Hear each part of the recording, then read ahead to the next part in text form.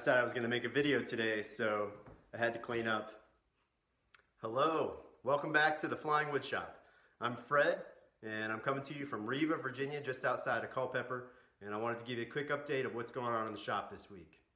I can't show you exactly the project that I'm working on because it's a top secret Christmas gift for Mrs. Flying WoodShop, but I would like to show you some of the tools that I'm working on and introduce you to a concept that you may not be familiar with called hybrid woodworking. Hybrid woodworking is where you do woodworking using a combination of both power tools and hand tools, and I would consider myself a hybrid woodworker.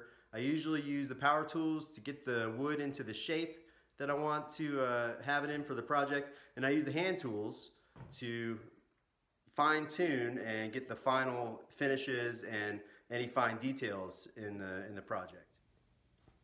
Usually my first step in preparing the rough sawn wood or the stock wood for any project is the jointer.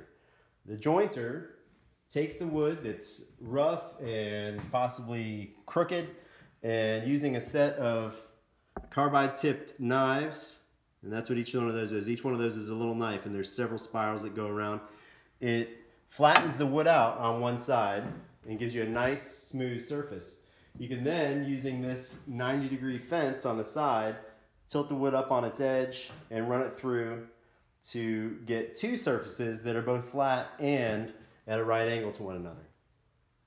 After I joint the wood, I move over to the planer, and this is a relatively small but very capable planer. It's got a 13-inch capacity. That's the width that it can plane. And what it does is it takes the other surface of the wood and makes it run parallel to the first surface. So if the first surface is nice and flat, then the second surface will be flat as well. So I'm going to go ahead and crank this up and make it so you can see what's going on inside. Now, unlike the jointer, the planer has automatic rollers that feed the stock through.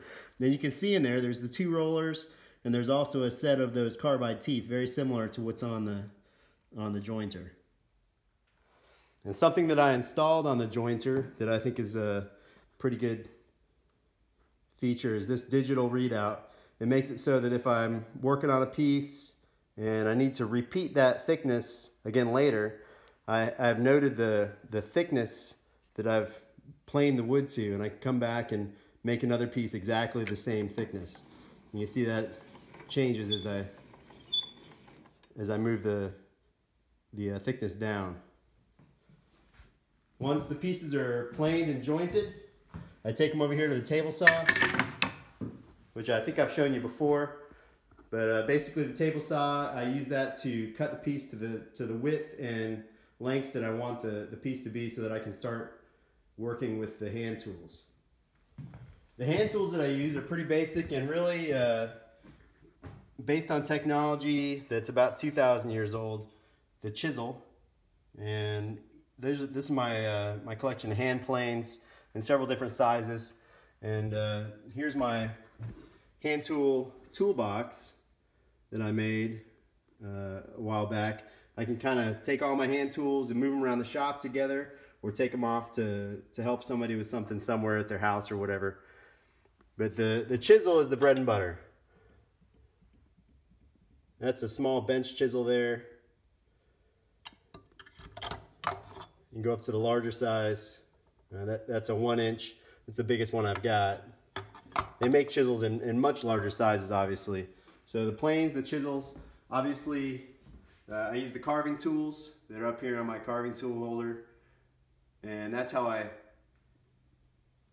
make things like that, like the Learn to Fly Here signs, just through carving with the carving tools.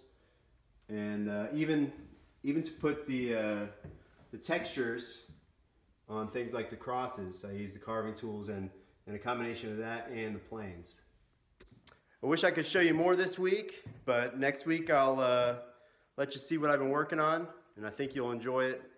So thanks for watching, and look forward to talking to you all again soon. See you next time.